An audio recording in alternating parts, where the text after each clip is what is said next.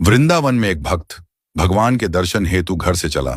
जब मंदिर के पास वाली गली में पहुंचा तो देखा मंदिर के समीप एक मिठाई की दुकान थी। भक्त ने दुकानदार से कहा, भगवान के लिए प्रसाद में पेड़े दे दीजिए। दुकानदार पेड़े तोल ही रहा था, तभी उसकी नजर सामने खड़े एक बच्चे पर पड़ी। छोटा सा बच्चा चिलचिलाती धूप में नंगे पैर तपती धरती पर खड़ा था, हाथ में फूल मालाएं ली। वो पुकार रहा था, भगवान के लिए फूल ले लो, फूल माला ले लो। हर आते जाते भक्त की दृष्टि उस बच्चे के पैरों पर पड़ी। न चप्पल न जूते। धरती इतनी तप रही थी कि बच्चा कभी एक पैर को ऊपर रखता तो कभी दूसरे को। वो तपन से बचने की कोशिश कर रहा था, पर आवाज में समर्पण था, श्रद्धा थी, प्रेम था भगवान के लिए। भक्त से यह देखा न गया। उसने मिठाई वाले से कहा, प्रसाद यहीं रखो, मैं अभी आता हूं। वो पास की चप्पल की दुकान पर गया, नन्हे से बच्चे के लिए चप्पल खरीदी, फिर लौटा और बोला, लो बेटा, इसे पहन लो।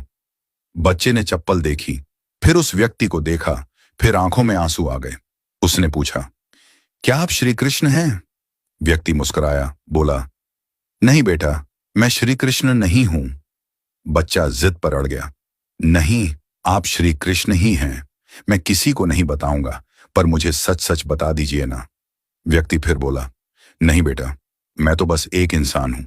बच्चा बोला, तो आप श्री कृष्ण के दोस्त होंगे, क्योंकि कल रात मैंने भगवान से प्रार्थना की थी। भगवान, बहुत गर्मी है, मेरे पास चप्पल नहीं है, मेरे पैर जलते हैं, कृपा करके मुझे चप्पल दे दो। और आज आप आए चप्पल लेकर, इसलिए आप जरूर उनके दोस्त हैं। उन्होंने खुद नहीं आ पाए तो आपको भेजा है। यह सुनकर भक्त की आंखें भी भर आईं। उसने बच्चे को गले से लगा लिया और कहा, हाँ बेटा, श्री कृष्ण ने ही मुझे भेजा है। अब धूप में तुम्हारे पैर नहीं जलेंगे। तुम छांव में खड़े होकर भी फूल बेचोगे और तुम्हारे फूल जरूर बिकेंगे।